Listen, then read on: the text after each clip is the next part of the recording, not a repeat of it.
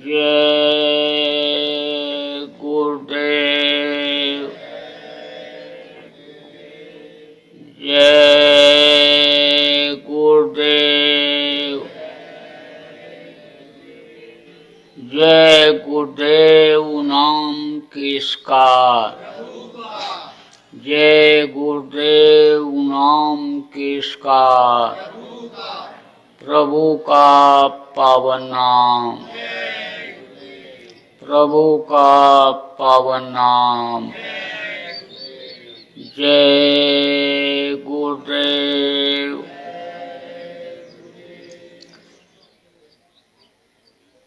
और जहाँ का जीव तहाँ पहुँचावा। शब्द भेदी गुरु। शब्द से ही यह सारा संसार बना। शब्द से ही अंड पिंड ब्रह्मांड बना। शब्द से ही देवी देवता बनी। शब्द का जब खिंचाव हो जाता है तो कुछ नहीं बचता संसार में। अन्य समझ लो कई लोक से बन जाते हैं शब्द के खींचने में ही। शब्द से ही यह परमात्मा के अंश जीवात्मा इस शरीर के अंदर अन्य पिंड में, अन्य समझ लो माँ के पेट में 5 महीना 10 दिन का जब पिंड हो गया था तब शब्द के जरिए ही उसमें डाला गया था। और शब्द को पकड़ करके ही आप जा सकते हो अपने मालिक के पास, अपने पिता परमेश्वर के पास। वो रास्ता इसी मनुष्य शरीर के अंदर है। और जब तक अपने वतन अपने घर आप नहीं पहुंचोगे तब तक जन्मने और मरने की पीड़ा बर्दाश्त ही करनी पड़ेगी। आप ये देखो, बच्चा पैदा होता है तो कोई सूट बूट पहनकर पैदा होता है कि चड्डी बनियान पहनकर पैदा होता है। जितने पैदा होते सब नंगे पैदा होते। कहा ना, नंगे पैदा हुए हो और नंगे करके भेज दिए जाओगे। अब जब नंगा पैदा होता है तो ये जो गर्मी और ठंडी है इस कदर उसके बदन में लगती है कि मालूम पड़ता है कि जैसे 100 सुई कोई चुभो रहा हो। इतना दर्द होता है। मरते समय भी दर्द होता है, हड्डी हड्डी चटकती है। कहा ना सहजोबाई ने कि सहजो मौत के समय पीड़ा उठे अपार, बिच्छू 60,000 जो डंक मारे एक साथ। तो समझ लो जन्मने मरने की पीड़ा से छुटकारा नहीं मिल सकता है। तो वो रास्ता इसी मनुष्य शरीर के अंदर से है। वो मैं अभी आज आपको बताऊंगा। हमारे गुरु महाराज भी बताते थे। हमारे गुरु महाराज भी इस स्थान पर आए। यहाँ पर वो प्रेमी हैं, उन्होंने यहाँ पर गुरु महाराज को बुलाया और गुरु महाराज यहाँ आए। 1-2 बार यहाँ पर आए। तो अब आप ये समझ लो कि गुरु महाराज बराबर चलते रहते थे और जगह जगह घूम करके उन्होंने लोगों को जगाया, बताया। और गुरु महाराज ने कोई भी भेदभाव नहीं रखा। कोई किसी भी जात मजहब का मानने वाला हो, गरीब हो अमीर हो, सबको उन्होंने पढ़ा लिखा हो अनपढ़ हो, सबको उन्होंने रास्ता बताया और सीधा सरल रास्ता बता दिया। कुछ भी न पढ़ा हुआ हो तो भी आराम से कर सकता है, मालिक से मुलाकात कर सकता है, मालिक की आवाज़ जो अनहद वेदवाणी है वो सुन सकता है। बताया उन्होंने, रास्ता ही नहीं बताया, रास्ते पर चलाया। और अगर कहीं भटकाव हुआ अंदर में साधना में तो मदद करके मंजिल तक पहुंचा दिया। बहुत से लोग निकल गए। अब वो इस दुख के संसार में दुख झेलने के लिए आने वाले नहीं हैं, सुख के सागर में पहुंच गए। तो मैं वो रास्ता आपको भी बताऊंगा, नामदान आपको भी दूंगा।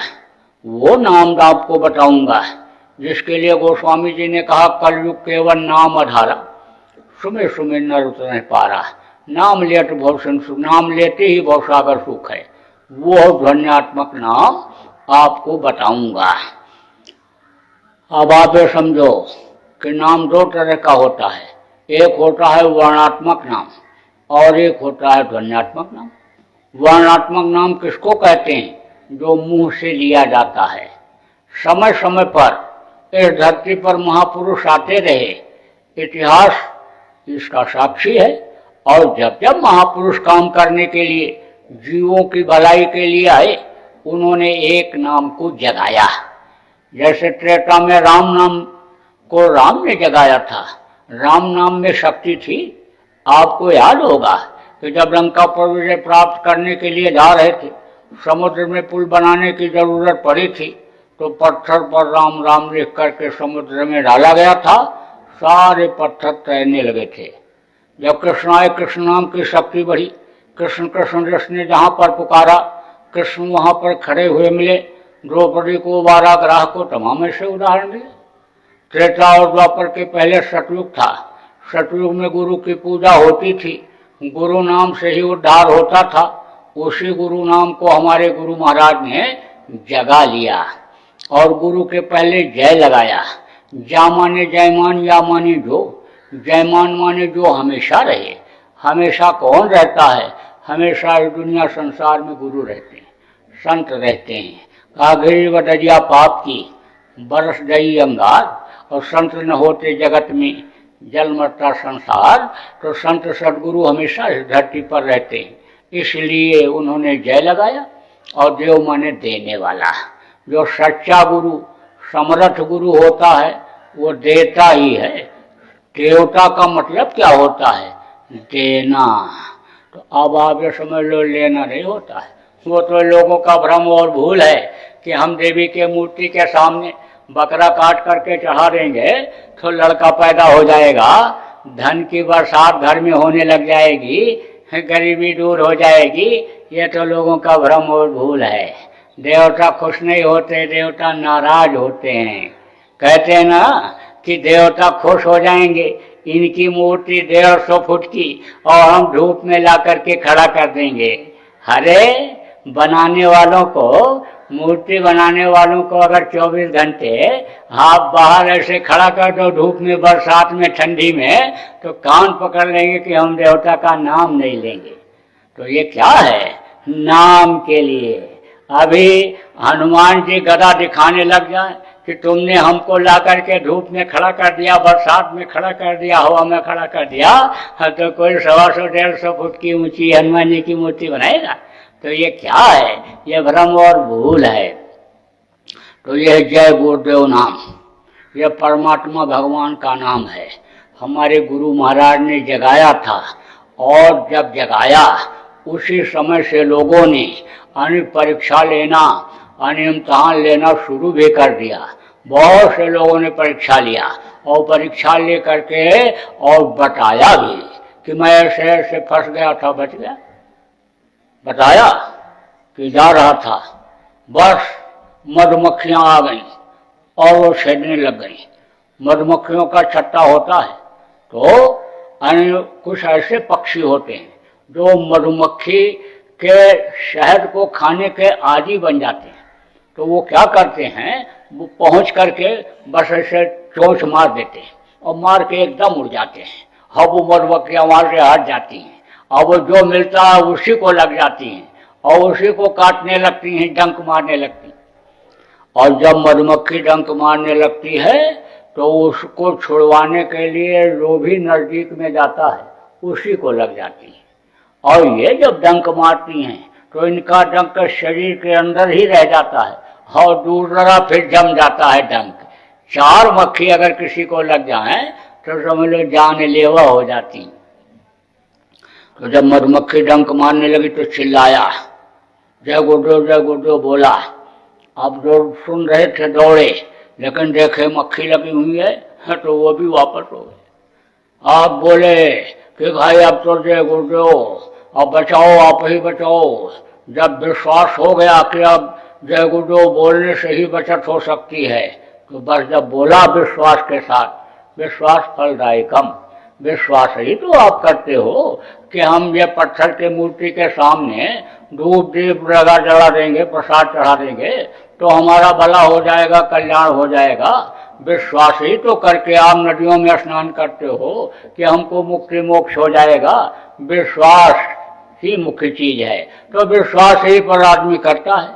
अब इससे क्या होता है, धूप दीप आरती करने से, नदियों में स्नान करने से क्या होता है, संस्कार बन जाते हैं, पुण्य बन जाता है। और पुण्य बन जाता है तो संत मिल जाते हैं। कहा पुण्य पुण्य बिन मिले न संता, तो संत मिल जाते हैं और वो रास्ता बता देते हैं। और फिर इसी मानव मंदिर में देवी देवताओं का दर्शन होने लगता है, भगवान का दर्शन होने लगता है। तो इससे मुक्ति मोक्ष तो नहीं होता है, लेकिन संस्कार बन जाता है। तो जब विश्वास के साथ यानी जय गुरुदेव नाम बोला, बस हवा चली और धूल उड़ी, मधुमक्खियों के आंखों में धूल पड़ी, मधुमक्खियां छोड़ करके चली गई। पानी में नहाने के लिए गया, डूबने लग गया, तिनके का भी सहारा नहीं है। जय गुरुदेव जय गुरुदेव जय गुरुदेव बोला, बस तेज हवा के साथ पानी की हिलोर आई और ले जाकर के किनारे लगा दिया, जान बच गई। जब प्राण पीड़ा उठी, बदन में दर्द उठा और सारी दवा फेल हुई, मौत सामने जब दिखाई पड़ने लगी, लोगों ने कहा अब बच पाना मुश्किल है, तो जय गुरुदेव जय गुरुदेव जय गुरुदेव कान में दूसरे आदमी ने मरने वाले के कहा, बोला, बस फौरन दर्द खत्म हो गया। और आंख खोल करके उसने बताया कि यमराज के भयंकर दूत, लंबी टेढ़ी सी नाक, बड़ा सा सिर, बड़े बड़े बाल वाले, हथौड़ी मुगदर, मशाल लेकर के जो सामने आ गए थे, मार रहे थे, डरवा रहे थे, धमका रहे थे, कूट रहे थे, वो सब हट गए और अब हमको आराम है। आराम से मैं अब जा रहा हूँ, कोई दिक्कत कोई परेशानी नहीं। खूब परीक्षा लिया लोगों ने। जय गुरुदेव नाम जगाने वाले हमारे गुरु महाराज तो चले गए, लेकिन जय गुरुदेव नाम में आज भी ताकत है, शक्ति है। आप कभी भी कहीं भी बोल सकते हो। आप ही नहीं, कोई भी शाकाहारी, सदाचारी, नशा मुक्त व्यक्ति मुसीबत के समय जय गुरुदेव नाम बोल करके अपनी जान माल की रक्षा कर सकता है। यह जय गुरुदेव नाम मुसीबत में मददगार बन सकता है। हमेशा इस चीज का ध्यान रखना और जय गुरुदेव नाम का प्रचार भी अपने स्तर से लोगों में करते रहना। तो यह तो है मुंह से लेने वाला जय गुरुदेव नाम। इस जय गुरुदेव नाम इस शरीर के लिए मददगार होगा, यानी कि इसको कोई कष्ट न हो, तकलीफ न हो, उसके लिए यह मददगार होगा।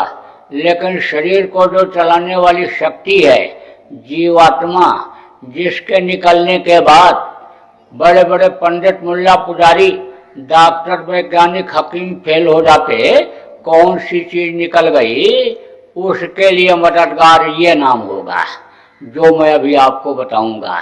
इसको कहते हैं अनिध्वन्यात्मक नाम, जिसको पाने के बाद मीरा ने कहा, पायो रे मैंने नाम रतन धन पायो, वस्तु अमोलक दी मेरे सदगुरु कृपा करी अपनायो। तो वो नाम मैं आपको बताऊंगा।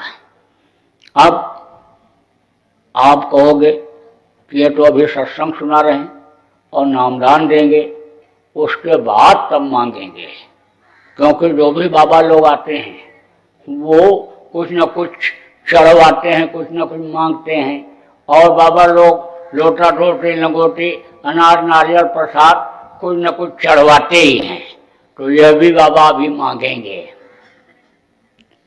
मंगता से कहीं कोई कुछ मांगता है? अरे भिखारी से कोई कहीं कुछ मांगता है? तो दिन रात तो मांगते रहते हो, सब मांगते रहते हैं। जहां तक नजर दौड़ाओ सब मांगते ही रहते हैं। कहा ना, धरणी जहलो देखिए तहलो सब भिखार, अदाता केवल सदगुरु देत न माने। जिसके पास लाख है कहता करोड़ हो जाए, करोड़ है जिसके पास कहता अरब खरब हो जाए, और अरब खरब वाला कहता कुबेर भगवान का खजाना हम ही को मिल जाए। सभी तो मांगे ही रहे। तो मांग रहे हैं तो आपसे क्या मांगना, दाता से मांगो। दाता कौन है? दाता केवल सदगुरु। हमारे गुरु महाराज देते हैं हमको। कल जिस चीज की जरूरत है वो चीज मेरे लिए आज हाजिर हो जा रही, क्या मांगू? और मैं तो गुरु का गुलाम हो गया। गुलाम की अपनी कोई इच्छा होती है? कोई ख्वाहिश नहीं होती। गुलाम को जो उसका मालिक खिलाता है खाता है, जो पहनाता है पहनता है, जैसा रखता है वैसा रहता है। तो अब ख्वाहिश किस बात की? अब यह बात जरूर है कि आप यहां पर आए हो, अब आपसे प्रेम हो रहा है। अब आप कहोगे भाई मैं बड़ा आदमी हूं, पैसा वाला हूं, मेरी पर्सनालिटी अच्छी है, मेरा वादा अच्छा है, मेरे कपड़े अच्छे हैं, इसलिए हमसे प्रेम कर रहे होंगे। कुछ लोग आप ये सोच रहे हो कि हम उच्च कुल खानदान के हैं, हम पंडित हैं, पुजारी हैं, ये इसलिए हमसे अनुप्रेम कर रहे होंगे। ऐसा नहीं, इन चीजों को तो आप लोग देखते हो। गरीब अमीर, धनी मानी, पढ़ा लिखा अनपढ़, जात पात, एरिया और भाषा, ये सब आप देखते हो। और मैं तो आपकी आत्माओं को देखता हूँ। आत्मा तो सबके अंदर उसी की है। ये तो टिफरकेबाजी लोग न जानकारी में पैदा कर लेते हैं। अब आप ये समझो कि एक कारखाने में लोग काम करते थे, तो दोपहर में जब छुट्टी होती तो एक जगह बैठ करके खाते थे, बातचीत करते रहते थे, आपस में बड़ा प्रेम हो गया। तो क्या हुआ कि जब रिटायर होने का समय आया तो बोले भाई अब तो हम लोग बिछड़ जाएंगे, अपने अपने घर चले जाएंगे, पता नहीं कब मिलना हो। तो बोले कोई ऐसा काम किया जाए कि मिलते जुलते रहें। तो कहा कि नौकरी कर ली जाए। बोले बुढ़ापे में नौकरी अब कौन देगा, व्यापार कर लिया जाए, बिजनेस। बोले व्यापार का कोई अनुभव नहीं है, तो व्यापार करोगे तो घाटा होगा। तो बोले कि जमीन खरीद ली जाए, खेती की जाए। बोले हाँ ये बात ठीक है, हम लोग सब किसान के बेटा हैं और खेती का अनुभव है, जमीन ले ली जाए और खेती की जाए, इकट्ठा रहा जाएगा। रिटायर होने के बाद जमीन खरीद लिया। अब उसमें एक थे मध्य भारत के और एक थे उधर पंजाब के और एक अंग्रेज था, एक था पारसी। तो जब जमीन खरीद ली गई तो ये हुआ कि इसमें बोया क्या जाए। तो मध्य भारत के जो थे बोले गेहूं बोएंगे, गेहूं का हमको बड़ा अनुभव है, हम पैदावार अच्छी करके देंगे आपको। सरदार जी ने कहा पंजाब के कि हम कनक बोएंगे। अंग्रेज ने कहा नो नो नो, हम व्हीट बोएंगे। और पारसी ने कहा गंदुम बोएंगे। हाँ, आपस में लड़ने लगे, टकराने लग गए। तो उधर से एक महात्मा जी जा रहे थे, देखा लड़ रहे हैं। तो जब महात्माओं को देखा तो बड़ी श्रद्धा रहती थी महात्माओं के प्रति लोगों को। महात्मा ऐसे वैसे होते भी नहीं थे कि दाढ़ी बाल बढ़ा करके महात्मा बन जाते थे या दाढ़ी बाल कटवा करके महात्मा बन जाते थे। वो जब कुछ सिद्धि प्राप्त कर लेते थे तब इस वेश में आते थे। तो यानी उनका पैर छुआ महात्मा जी का चारों ने। महात्मा जी ने कहा भाई तुम लोग लड़ क्यों रहे हो, क्योंकि महात्माओं का, संतों का काम क्या है, दूसरे का भला करना। परमार्थ के कारण संतन धरा शरीर, वृक्ष कबो ने फल बके नदी न संचरी। अब ये देखो नदी है लेकिन अपना पानी स्वयं पीती, स्वयं नहीं पीती, दूसरों को पिलाती है। पक्षी हैं, जानवर हैं, इसलिए कि अभी सफाई हो जाए तो आदमी भी पीने लगे। पेड़ है, ये पेड़ अपना फल स्वयं नहीं खाता है, दूसरों को खिलाता है। ऐसे ही जो संत होते हैं दूसरों के लिए होते हैं। तो झगड़ा होते देखा तो कहा भाई तुम लोग क्यों लड़ रहे हो। चारों ने अपनी अपनी बात बताई। तो बोले हमारी बात मानोगे। बोले आपकी बात मानेंगे। महात्मा किसी को धोखा नहीं देते हैं, उनका अपना कोई स्वार्थ नहीं होता, उनके अपने कोई बच्चे कच्चे नहीं होते हैं, वो दूसरों के लिए ही होते हैं और आध्यात्मिक दृष्टिकोण से सबको अपना बच्चा ही मानते हैं। तो महाराज आपकी बात में मानूंगा, आप बताइए क्या करना है। तब उन्होंने चारों से कहा कि जाओ तुम लोग अपना अपना बीज ले आओ। तो मध्य भारत के गए तो गेहूं ले आए, सरदार जी गए वो भी गेहूं ले आए, और अंग्रेज गया वो भी गेहूं ले आया, और वो पारसी था वो भी गेहूं ले आए। बोले बताओ क्या फर्क है इसमें। बोले तो चारों एक ही है। बोले भाषा का फर्क है, हर चीज वही। ऐसे ही भाषा का, एरिया का, जात पात का ये फर्क आप देखते हो, लेकिन मैं तो देखता हूँ ईश्वर अंश जीव अविनाशी, सबके अंदर उसी मालिक की अंश जीवात्मा है। तो हम तो मालिक से प्रेम करते हैं, इसलिए आपसे भी प्रेम करते हैं, क्योंकि आप उनके बच्चे हो। अरे भाई आप अपने दोस्त के यहाँ जाते हो तो दोस्त से प्रेम में ही तो जाते हो। अब उसका कोई बच्चा है तो उससे भी तो प्रेम करते हो, उसको तो आप जानते हो नहीं तो भी उससे प्रेम करते हो। उसके जो है सिर पर हाथ फेर देते हो, गाल को दबा देते हो, गोदी में ले लेते हो। तो भाई मैं तो ये जानता हूँ कि आप में भी वही मालिक की अंश जीवात्मा है, आप भी उसी के बंदे हो। सकल जीव मम उपजाया और सब पर मोर बराबर जाया, जितने भी हो आप सब उसी के हो। तो मेरी नज़र में तो कोई आपका जात पांच का नहीं है कि आप छोटी जाति के हो, बड़ी जाति के हो, धनी हो, मानी हो, कौन हो। अरे हो तो उसी मालिक के बंदे, उसी के अंश हो, तो आपसे हमको प्रेम हो जा रहा है। अब जरूरत पड़ेगी आपको इस शरीर के लिए किसी चीज की, और आप अपने प्रारब्ध के अनुसार उसको नहीं पाओगे, तो गुरु महाराज से आपके लिए मांग लूंगा। अपने लिए कुछ नहीं मांगना है। तो देखो भाई, आपसे कुछ नहीं मांगना है, लेकिन आप कहो भाई हमको तो देना चाहिए। ये तो मध्य प्रदेश से हजारों आदमी साथ लेकर के हमारे यहाँ आए हैं, और ये देखो सैकड़ों गाड़ियाँ, और ये लाए तो हैं सब अपने साथ में, अपना भंडारा खाना पीना अपना खाना खर्चा से चले हैं। लेकिन हमारा कुछ फर्ज बनता है कि हम इनको दें, और जब दीक्षा मंत्र लिया जाता है तो कुछ दिया जाता है, तो देने का मौका तो है आज आपके लिए। लेकिन देना क्या है? आपको अपने मन से नहीं देना है, आज अपने मन से नहीं देना है, हमारे मन से देना है। तो देना क्या है आपको? आप अपनी बुराइयों को यहीं छोड़ जाओ, बुरे कर्म मत करना। अभी तक जो आपने मांस खाया, मछली खाया, अंडा खाया, शराब पिया, ताड़ी अफीम का सेवन किया, अब मत करना। मांस मनुष्य का भोजन नहीं, जैसा मैंने बताया। मछली क्या है? तालाब की सफाई के लिए बनाई जाती है। कोई भी गंदी चीज आप तालाब में डाल दो तो मछली खा जाए, खखार कर थूक दो, टट्टी करके धोने के लिए जाओ, टुकड़े गिरेंगे, मछली खाएगी। कोई गाय बह के आ जाए, भैंस बह के आ जाए, सुअर बह के आ जाए, मछली खाएगी। मछली का काम यही है, साफ रखना पानी को, तो उस चीज को खाएगी। जब मर जाती है, पानी के ऊपर तैरती है, तो गीध और कौवा खाते हैं। अब आप सोचो, गीध और कौवा का खाना आदमी खाने लगेगा तो बुद्धि सही रहेगी? कभी सही नहीं रहेगी। अंडा क्या है? ये माताएं मासिक धर्म होती हैं, तो खराब खून इकट्ठा हो जाता है तो बच्चा बन जाता है। मुर्गियों का खराब खून, उनके टट्टी पेशाब का खराब हिस्सा जब इकट्ठा हो जाता है तो वही अंडा बन जाता है। अब बहुत से डॉक्टर साहब लोग कहते हैं अंडा खाओ ताकत आ जाएगी, लेकिन ये डॉक्टर और वैज्ञानिक जो अंडा खाते और खिलाते हैं, ये ना जानकार हैं, इनको कोई जानकारी नहीं।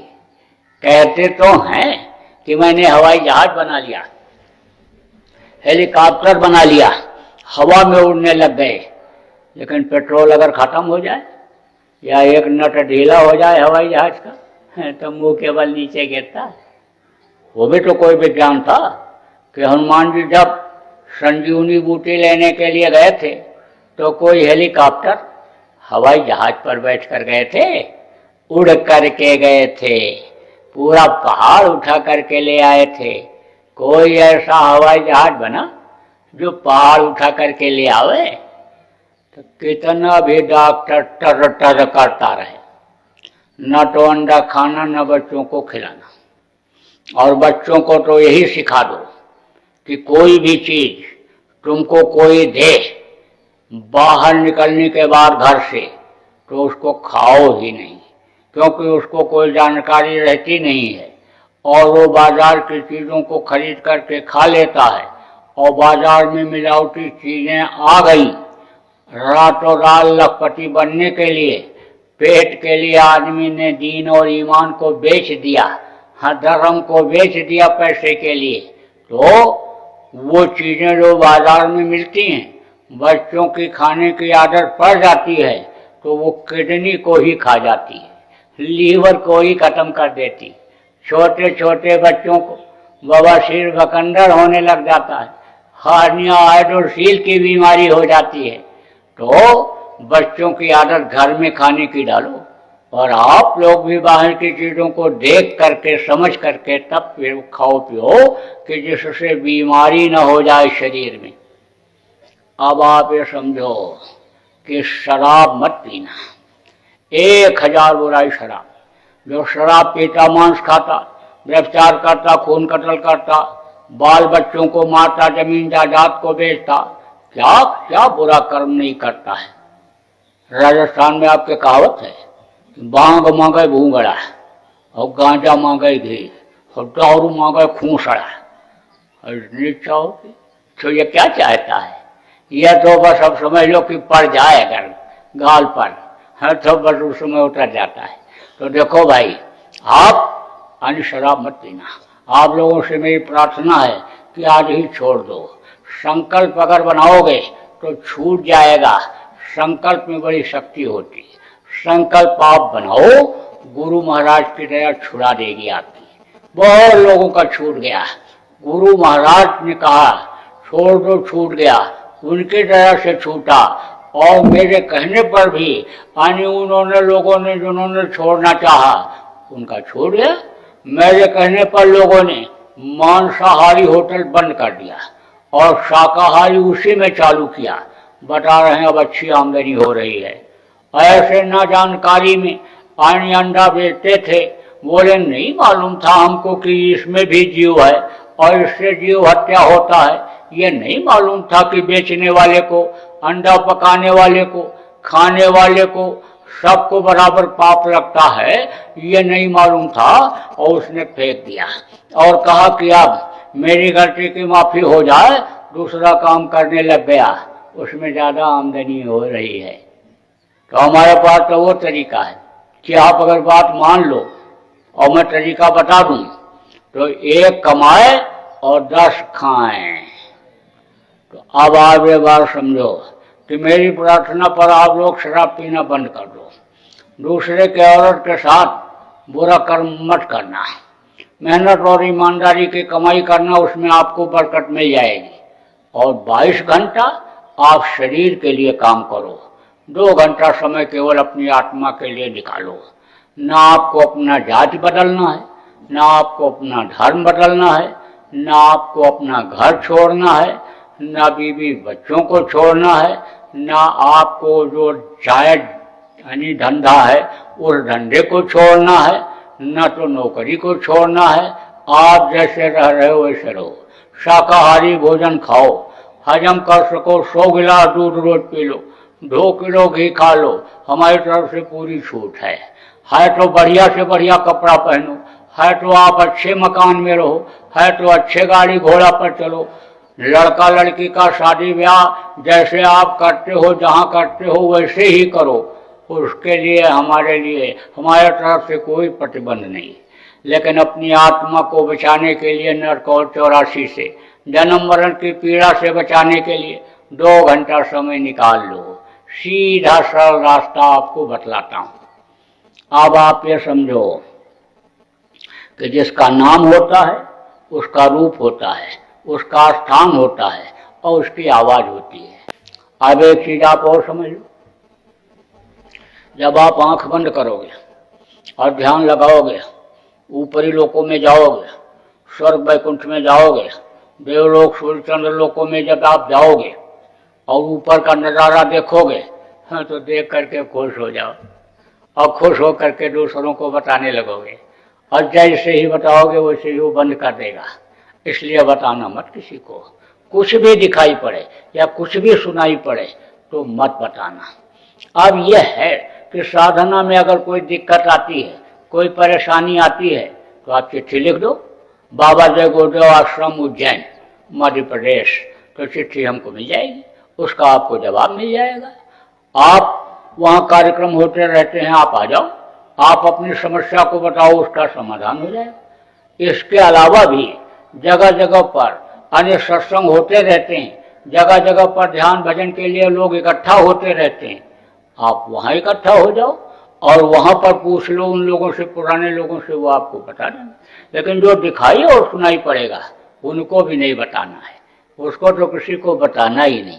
समस्या अपनी बताओ, तरक्की नहीं हो रही, कुछ दिखाई सुनाई नहीं पड़ रहा, दूसरे से पूछो कैसे दिखाई सुनाई पड़ेगा, कैसे तरक्की होगी अंतर में, उसको तो पूछो, लेकिन कुछ दिखाई सुनाई पड़े उसको मत बताना। अब आगे समझो 3 चीज। सुमिरन, सुमिरन किसको कहते हैं? माला जपने को। दूसरा है ध्यान और तीसरा है भजन। भजन किसको कहते हैं? कान से सुनने को भजन कहते हैं। 3 आंख 3 कान 3 नाक, नए लोग कहोगे ये कैसे? देखो 2 आंखें ये बाहर, इससे बाहर की चीज दिखाई पड़ती और एक आंख है अंदर जीवात्मा में। जीवात्मा इन्हीं दोनों आंखों के बीच में ही बैठी है और वो पूरे शरीर को चलाती है। इंगला पिंगला सुषुम्ना ये 3 नाड़ियां हैं और ये चक्र हैं, ये कंठ चक्र, हृदय चक्र और समझ लो नाभि चक्र, नीले चक्र, गुदा चक्र, ये चक्र इसको चलाते हैं। जीवात्मा का प्रकाश हृदय चक्र पर पड़ता है, यहाँ से वापस होकर के नाभि पर और नाभि से फिर इंद्रिय पर और इंद्रिय से गुदा पर, तो ये चक्र चलते रहते हैं, तो ये शरीर चलता रहता है। तो समझ लो कि 5 स्थान नीचे ये कंठ चक्र है, यह आद्या महाशक्ति का स्थान, ब्रह्मा विष्णु महेश की माँ, और ये यानी समझ लो हृदय चक्र यानी यहाँ पर जो है शिव और पार्वती का स्थान, और ये नाभि चक्र यानी विष्णु और लक्ष्मी का स्थान, और ये इंद्रिय चक्र ब्रह्मा सावित्री गायत्री सरस्वती का स्थान, और गुदा चक्र गणेश और रिद्धि सिद्धि का स्थान। तो ये 5 स्थान नीचे है और 5 स्थान ऊपर है। सहस्र दल कमल, त्रिकुटी 10वां द्वार, भौर गुफा और सतलोक, वो मैं अभी आपको बताऊंगा।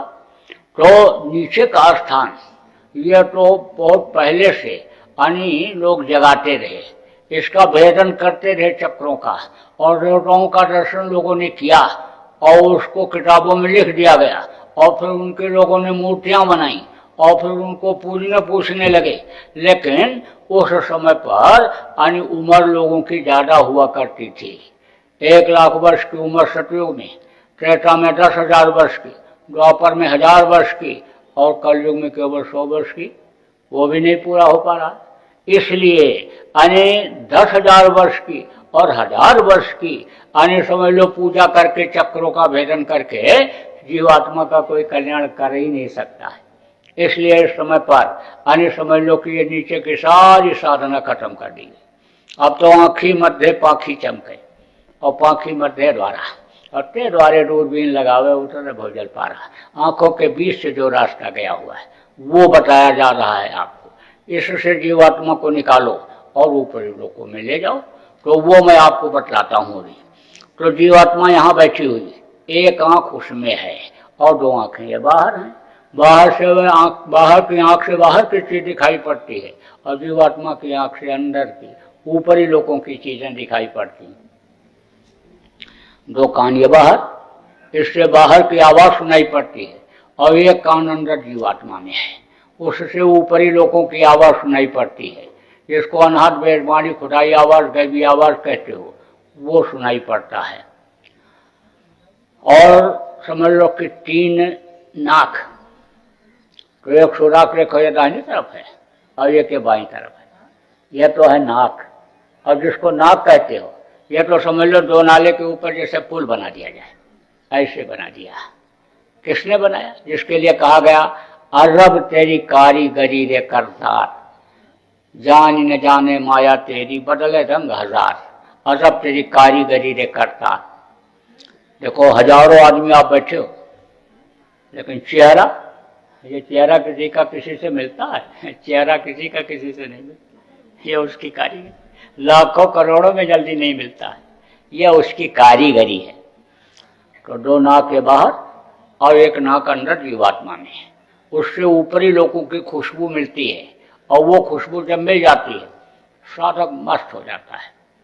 वो आवाज मिल जाए तो भी मस्ती आती है, और वो खुशबू मिल जाए तो भी मस्ती आती है, और वहाँ का नज़ारा दिखाई पड़ जाए तो भी मस्ती आ जाती है।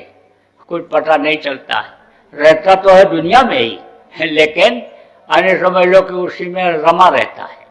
बहुत से साधक ऐसे होते हैं, उनसे बात करते रहो हैं, अब वो उधर का सुन रहे हैं और आप ये बात कर रहे हो, तो कहते हैं अरे बेकार आदमी, ये कुछ सुनते ही नहीं, तो पागल हो गए।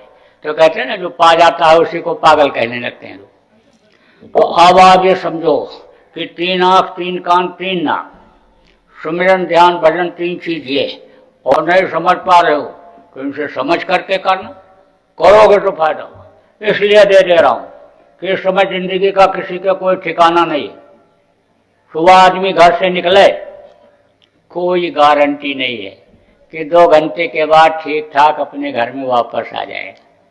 तो इस समय तो देना बहुत जरूरी है, इसलिए दे रहा हूं आपको। बैठो, पालथी मारो, से भजन करना, इसी तरह से ध्यान करना। ध्यान और भजन अभी आज से ही शुरू कर देना। नागा मत करना, यानी गैप मत करना। अगर गैप कर दोगे तो फिर ये मन नहीं कहेगा करने को। 10 दिन किया, 2 दिन ब्रेक कर दिया, हाँ तो मन नहीं कहेगा करने को। इसलिए बराबर आदत डालना और करते रहना। और अगर करने लग जाओगे तो आपको हर तरह से फायदा दिखाई पड़ने लगेगा। अब आपको एक चीज और बतलाता हूं कि मनुष्य जो पैदा होता है वही दूसरों के काम आ सकता है, और ये जो जानवर होते हैं बस केवल अपने ही काम के लिए। मनुष्य दूसरे को रोटी खिला सकता है, पानी पिला सकता है, दूसरे की सेवा कर सकता है। तो जैसे आने समझ लो कि ये शरीर को कोई रोटी खिलाता है, पानी पिलाता है, तो वो उसको आशीर्वाद देता है। ऐसे ही अन्य जीवात्मा आशीर्वाद देती है जब उसको भोजन मिलता है जीवात्मा को। तो शाम को आप लोग एक जगह इकट्ठा हो जाओ, जितने भी नामदानी हो, और इकट्ठा होकर के आप लोग करो। जो नए आते हैं, नामदानी हैं, आपके परिचय के हैं, उनको आप बुला लो, खुद भी बैठो और उनको भी बैठाओ। 1 घंटे की आदत डालो आप शाम को, और सुबह भी, सुबह चाहो घर में कर लो। मान लो आप रात को भोजन बनाती हो, बच्चों का ध्यान रखती हो, सुबह बच्चों के लिए आपको कुछ करना पड़ता है, समय सुबह शाम नहीं मिलता है, तो दिन में समय रहता है, दिन में बैठ जाया करो। एक जगह इकट्ठा होकर के जब करोगे तो कोई चीज भूलोगे तो दूसरे से पूछ लोगे। आपकी तरक्की नहीं हो रही है, कोई दिखाई सुनाई नहीं पड़ रहा है, और कोई अच्छा साधक है, उसको दिखाई सुनाई पड़ने लग गया, उससे पूछोगे तो बताएगा, संत मत के बारे में आपको बताएगा कि भाई इस तरह से आप रहना, 1 रोटी का भूख रख करके तब खाना, इधर उधर खाने पीने पर परहेज रखना, इस तरह का चाल चलन रखना, सारी बात वो आपको बताएगा। जो पुराना आदमी होगा उससे आप पूछना, और जो पुराने लोग आप हो, नए लोगों को आप समझाना। जो आप नामदान दिलाने के लिए लाए हो, आप इनको समझा देना और इनको करवाना। समय इनको आपको देना, इनको अपने घर पर बुला लेना या इनके घर पर चले जाना और खुद इनके साथ बैठना और इनको भी कराना। जब तक यानी पौधे में फल न लगने लग जाए तब तक बीज डाल करके पौधा हुआ करके उसको छोड़ नहीं देना चाहिए। जब तक इनको अंतर में फल न मिलने लग जाए, कुछ दिखाई सुनाई न पड़ने लग जाए, अनुभूति न होने लग जाए, मालिक पर विश्वास न हो जाए, उसका दर्शन न होने लग जाए, तब तक पुराने लोगों का यह फर्ज बनता है कि आप इनके पीछे लगे रहो। तो आप ये काम करो। और आम लोगों के लिए ये कहना है कि थोड़ा सा लोगों को रास्ता बताओ। लोग भटक रहे हैं, शाकाहारी सदाचारी उनको बनाओ। बहुत से लोगों को यही नहीं मालूम है कि यह चीज नहीं खाना चाहिए, यह नहीं पीना चाहिए। वहाँ जब सब लोग खाते हैं तो भी खाते पीते हैं, लेकिन जब आप उनको समझाओगे, बताओगे कि मांस नहीं खाना चाहिए, मछली नहीं खाना चाहिए, अंडा शराब का सेवन नहीं करना चाहिए, बुद्धि खराब होती है, मन खराब होता है, खून खराब होता है, बीमारियां आती हैं, क्रोध बढ़ता है, काम की वासना बढ़ती है, ये सब चीजें जब आप समझाओगे, बताओगे तो लोग मान जाएंगे। बहुत सुधार लोगों में हो गया, एकदम बदल गए, बहुत बदलाव हो रहा है लोगों में। अभी गुरु महाराज का हमारे उज्जैन में भंडारा था 23 मई को पिछले साल। 1 लाख लोगों ने वहां पर एक साथ शाकाहारी रहने का और शाकाहारी बनाने का संकल्प लिया, जो यानी golden book of world record में दर्ज हो गया। दूसरा, जो 23 यानी अक्टूबर से काफिला निकला 31 दिन का, उसमें तथा जिलों में भी सब प्रेमी दौड़ करके यानी शाकाहारी का जो फॉर्म भरवाए, शाकाहारी का प्रचार किए।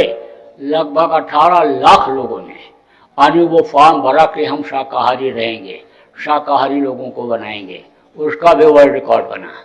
अब आप ये समझो कि ये मत सोचो कि लोग नहीं बनेंगे और हम इनको कहेंगे तो ये नाराज हो जाएंगे। अरे भाई, जो अज्ञान होता है यानी उसको तो सिखाना ही पड़ता है। बच्चा देखो कितना नखरा करता है, बच्चा देखो गाली गलौज तक देने लगता है, मुक्का तक माँ को मारने लग जाता है, तो माँ क्या उसको नहीं सिखाती है? उठना बैठना, तौर तरीका, खाना पीना क्या नहीं सिखाती है? पिता क्या नहीं सिखाता है? पिता का तो बच्चा अज्ञान बच्चा मूछ तक नोट डालता है, जबकि मूछ पकड़ना ही बड़ा जुर्म होता है। लेकिन अन्य समझ लो कि बच्चे को वो माफ करता है। ऐसे ही समझाते रहो, बताते रहो। ये आपकी जो बातें हैं ये जगह बनाएंगी। अब ये जरूर है कोई नाराज भी हो जाए तो चुप हो जाना। एक चुप में 100 बला हटती है। जब ज्ञान है तब नाराज हो जाता है, जब ज्ञान हो जाएगा, जानकार हो जाएगा, तो वही आपका पैर छूने लगेगा। अब आप ये समझो कि एक गिलास में आप दूध रख दो, एक गिलास में पानी रख दो, एक गिलास में खून रख दो, और तीनों में 1-1 रुपए का सिक्का डालो, तो दूध वाले में से दूध निकलेगा, पानी वाले में से पानी निकलेगा, और खून वाले में से खून निकलेगा। तो जो भी आप बात बताओगे, जो भी कहोगे, जिसके अंदर जो चीज होगी उसी तरह की चीज वो निकलेगी। जब आप कहोगे शाकाहारी रहो, सदाचारी, कहो बहुत अच्छी बात बता रहे हो, बहुत अच्छा प्रचार कर रहे हो, आओ बैठ जाओ, आप कौन हो, कहाँ से आए हो, ये बोलेगा। और जिसके अंदर खून जैसा अंदर भरा होगा, गंदगी भरी होगी, वो आपको गाली गुप्ता भी दे देगा। तो अब आप ये समझ लो हमारा लेना देना आधा हो रहा है। किसी जन्म में हमने भी इसको गाली दिया था और इसको हमने गाली दिया, हमने इसको मारा होगा और ये गाली में ही बदल गया। तो बराबर परमार्थी काम आप लोग करो। अगर नहीं करोगे और लोग नहीं शाकाहारी सदाचारी बनेंगे तो प्रकृति के, भगवान के नियम के खिलाफ काम करते रहेंगे तो वो सजा दे देगा। मोटी बात आप ये समझो कि इस वक्त पर कुदरत नाराज है और एक साथ 2-2 देवता सजा देने के लिए तैयार है। कैसे?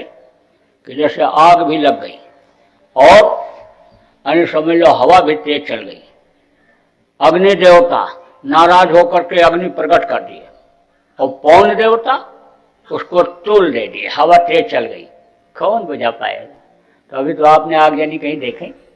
अरे रोज अब तो इधर आने लग गया कि कहीं पटाखा फैक्ट्री में आग लग रहा है, कहीं बम्बई में लग रहा है, कहीं दिल्ली में लग रहा है। आप जो समाचार देखते सुनते होंगे आपको मालूम है। तो ये तो सब अभी कुछ नहीं है। ये जो भूकंप अभी परसों आया, ये सब भूकंप कुछ नहीं है। भूकंप तो अभी आगे देखना। आप ये समझो ये तो टेलर है। टेलर जानते हो? सब लोग नहीं जानते होंगे। जो लोग सिनेमा देखने जाते हैं उनको मालूम है। जो पिक्चर दिखाई जाती है उसके बीच में जब इंटरवल होता है तो उसमें आने वाली पिक्चर का कुछ हिस्सा दिखा देते हैं, तो कहते हैं ये टेलर है। ऐसे आने वाला समय का यह संकेत है। अभी आपने धरती का हिलना कहाँ देखा? अरे डगमगाएगी ऐसे धरती, ऐसे ऐसे कितने मकान धराशायी हो जाएंगे, कितने लोग मरेंगे, कोई ठिकाना नहीं। आप चाहो अगर मेहनत कर दो, अच्छे लोग सब लोग, तो बहुत लोगों को बचा सकते हो। जो धार्मिक हो जाता है, भक्त हो जाता है, भजनानंदी हो जाता है, उसकी रक्षा हो जाती है। इतिहास बता रहा है। देखो विभीषण का घर बच गया लंका दहन में, प्रहलाद बच गए, ध्रुव बच गए, भक्तों की रक्षा हो जाती है। अब इधर तो हाथ की चक्की चलती है कि नहीं चलती है, लेकिन पहले जब ये चक्कियां नहीं थी आटा पीसने वाली तो सब हाथ की ही चक्की चलाती थी। तो बीच में एक आधार होता है जिसके सहारे हाथ की चक्की चलती है। उसके किनारे किनारे जितने भी गेहूं होते हैं वो सब बच जाते हैं, दूर वाले पिस जाते हैं। तो जो आधार को पकड़ लेगा वो बच जाएगा। जो सत्य, अहिंसा, परोपकार और सेवा रूपी धर्म को धारण कर लेगा, जो भजनानंदी हो जाएगा, जो नाम दान आपको बताया अन्य नाम की कमाई करने लगेगा, उसकी रक्षा मालिक करेगा, उसकी जिम्मेदारी तो उसकी मालिक की हो जाती है, वो किसी न किसी तरह से बचाएगा ही। इसलिए आपको इस काम में यानी कन्नड़ के लोगों को, कर्नाटक के लोगों को अब लगने की जरूरत है। अब समय है, समय से अगर आप चल पड़ोगे, समय से अगर आप प्रचार कर दोगे, लोगों को शाकाहारी सदाचारी बना लोगे, तो बहुत लोग बच जाएंगे। नहीं अभी आपने बीमारियां कहाँ देखा, ऐसी नई नई बीमारियां हैं कि डॉक्टर को पता भी नहीं चलेगा कौन सी बीमारी है। मोटे तौर से आपको बता दूं, ऐसे थोड़ी सी फुंसी होगी, हल्की फुल्की खुजली होगी, मालूम पड़ेगा अरे किसी कीड़े ने काट लिया होगा। हाँ, उसी फुंसी से ही इन्फेक्शन पूरे बदन में फैल जाएगा, खून आने समझ लो खराब हो जाएगा, और वही खराब खून हृदय में पहुंच जाएगा, हृदय की धमनियां बंद हो जाएंगी, मर जाएगा आदमी। ऐसा ऐसा अभी आने वाला है, अभी आपने क्या देखा, तो खराब समय आएगा, उसके बाद फिर अच्छा समय आ जाएगा। क्योंकि इसी धरती पर सतयुग आने के संकेत मिलते हैं। लिंग पुराण के 40वें अध्याय में लिखा है, सूर सागर में लिखा है, जगन्नाथ दास की उड़िया किताब में लिखा है, और हमारे गुरु महाराज तो बराबर कहते रहे कि कलयुग में कलयुग जाएगा और कलयुग में सतयुग आएगा। तो वो सतयुग अब आने वाला है। अब आप ये समझो कि एक कुर्सी पर दो राजा एक साथ नहीं बैठ सकते हैं। तो जब सतयुग आने लगेगा तो कलयुग पड़ेगा कमजोर, तो ये कुर्सी छोड़ करके भगेगा। तो जो कलयुगी प्रेमी हैं, जो कलयुग से ही प्रेम करते हैं, हाँ, उनको वो लेता जाएगा। हाँ, उसमें लोग बहुत मरेंगे रगड़ाई में।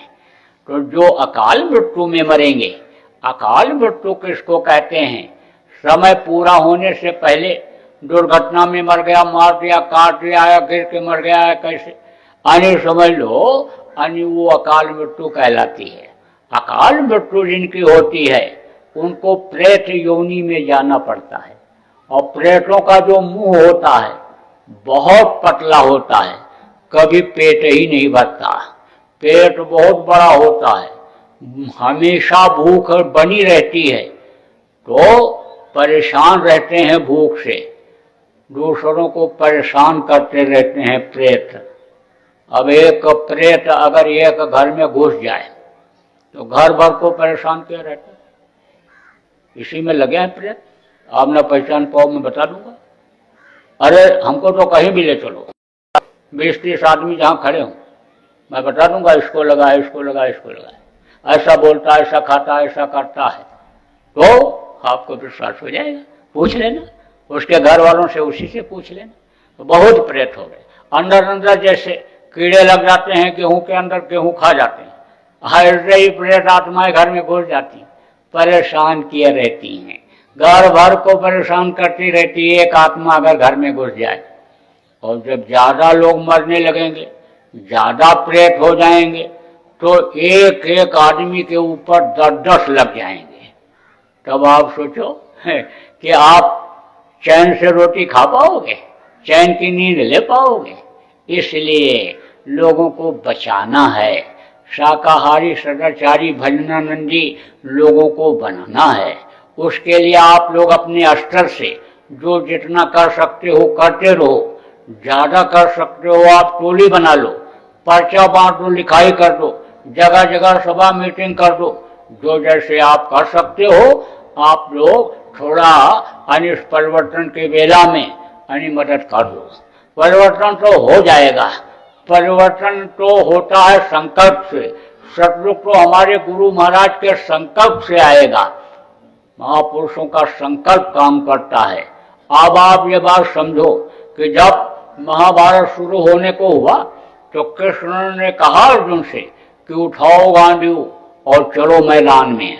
तो उन्होंने कहा मेरे काका चाचा नाना मामा यहाँ सब खड़े हैं, इनको मार करके मैं नरक नहीं जाना चाहता हूँ।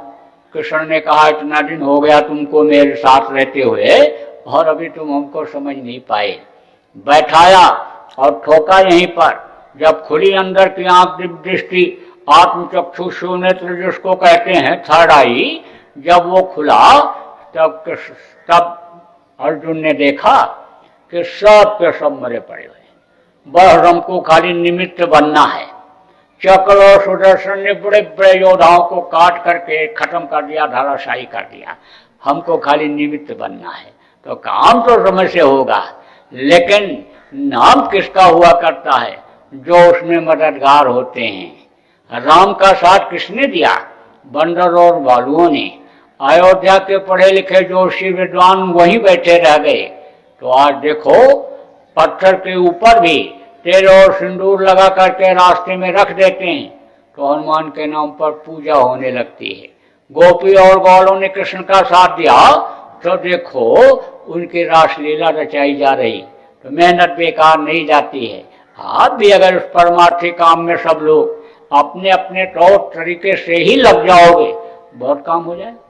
तो अब आप समझो कि इस कार्यक्रम का होगा समापन, 3 घंटा होने जा रहा है, तो और ज़्यादा समय आपका नहीं लूँगा। समय से कार्यक्रम अपने शुरू होते हैं और समय से खत्म होता है। तो हमारा आश्रम है उज्जैन में, उज्जैन मध्य प्रदेश में है, वहाँ कार्यक्रम होते रहते हैं। अभी होली का कार्यक्रम होगा 28 फरवरी, 1 और 2 मार्च को। आप आ जाना, वहाँ समय निकाल लेना, आ जाना। ये पुराने लोग आपकी व्यवस्था बना देंगे, आप आ जाइए, एक बार वहाँ आइए, देखिए। और सत्संग बराबर चलेगा 3 दिन तक, सत्संग सुनिए। जब सत्संग सुनोगे, पूरी बात सुनोगे, समझोगे, तब सब बात समझ में आ जाएगी। बिन सत्संग विवेक न होई, और कहा राम कृपा बिन सुलभ न सोई। सत्संग बहुत जरूरी है। सुबह शाम देखो, सत्संग सुनने के लिए लोग आने जाते ही थे। 15वें दिन महीने में एक बार संतों के आश्रमों पर, संतों के पास पहले के समय में सत्संग सुनने के लिए जाते ही थे। तो अन्य समय में बड़ी शांति थी, बड़ा सुख था। घर छोड़ करके कोई घर के झगड़ा झंझट से भगता नहीं था, औरतें जल करके मरती नहीं थी, भाई भाई के खून का प्यासा नहीं था। देखो, भाई भाई के लिए जंगल चला गया था। तो अब आप ये समझो, समय निकाल लेना, बराबर वहाँ कार्यक्रम होते रहते। आप लोग आइए होली के कार्यक्रम में। तो अब ज़्यादा समय आपका नहीं लूँगा, आपको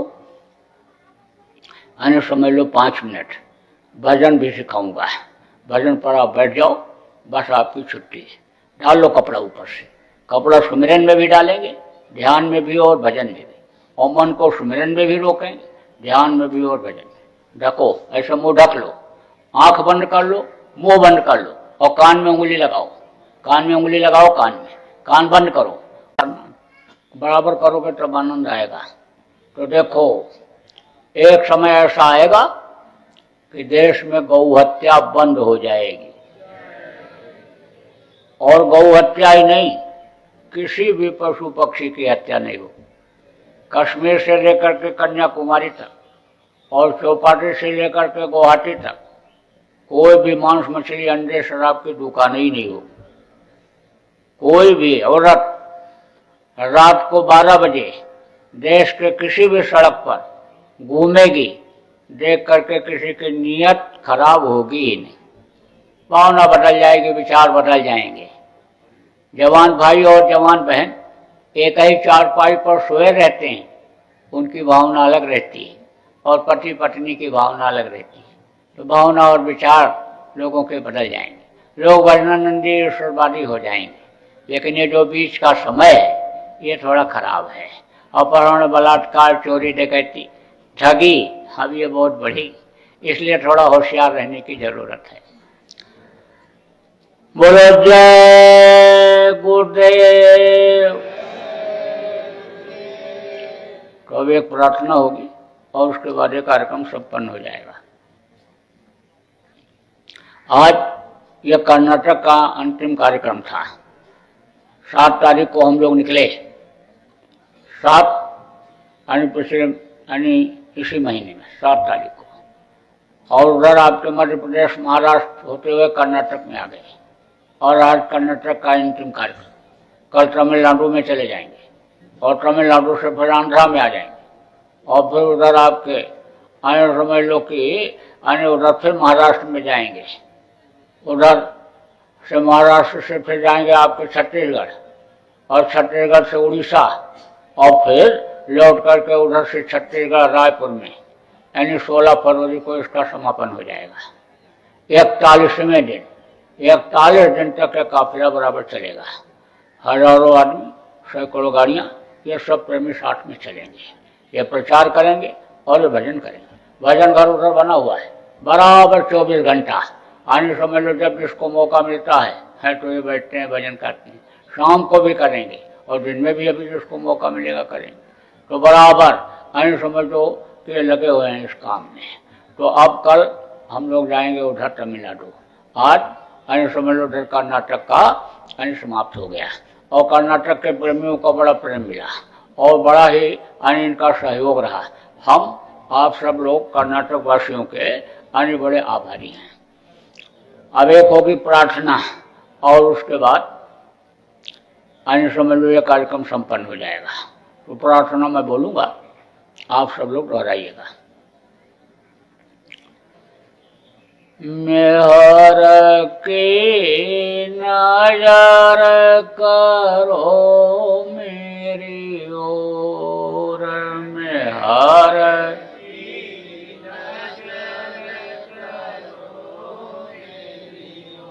दया की नजर करो मेरी ओर, दया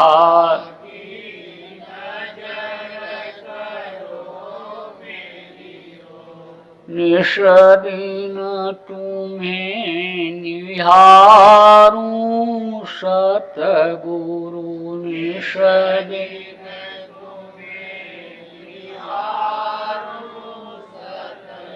जैसे चंद्र चकोर, जैसे हृदया की नजर करो मेरी ओर, दया की नजर करो मेरी ओर। जानू न कौन भूलहु तन से, जानू न कौन भूलहु लियो हमसे मुख मोड़, लियो हमसे मुख मोड़, दया की नजर करो मेरी ओर, दया की नजर करो मेरी ओर। बालक जानी चूक बिसराओ, बालक जानी चूक बिसराओ।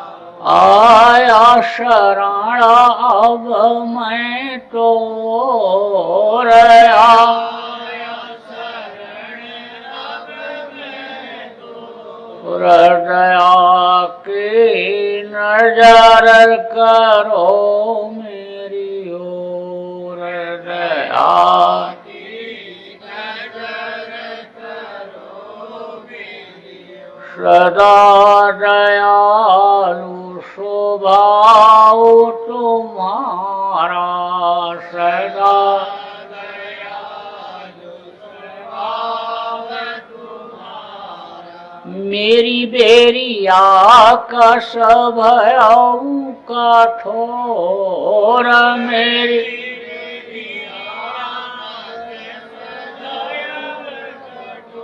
हृदया की नजर करो मेरी ओर, दया की नजर करो मेरी ओर। शरणागत की लाज न राखो, शरणागत की लाज न राखो। मोसो पतित अब जाएं कहीं और, मोसो पतित अब जाएं कहीं और। हृदया की नजर करो मेरी ओर, दया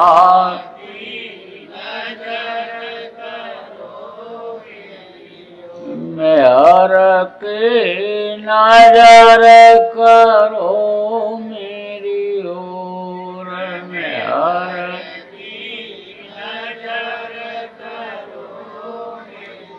अब की बार वार ले वजोया,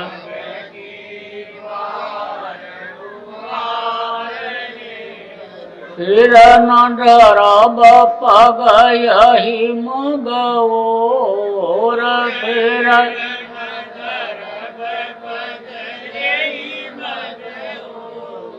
दया की नजर करो मेरी ओर, दया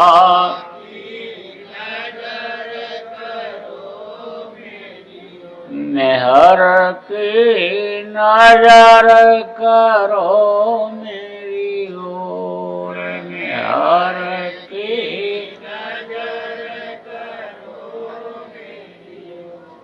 जय गुरुदेव।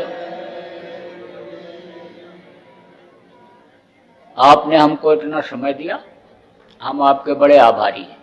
व्यवस्थापक के, प्रचारकों के, जिन लोगों ने इस कार्यक्रम के करने में सहयोग किया, ऐसे अधिकारी, कर्मचारी, प्रबुद्ध नागरिकों के हम आभारी हैं।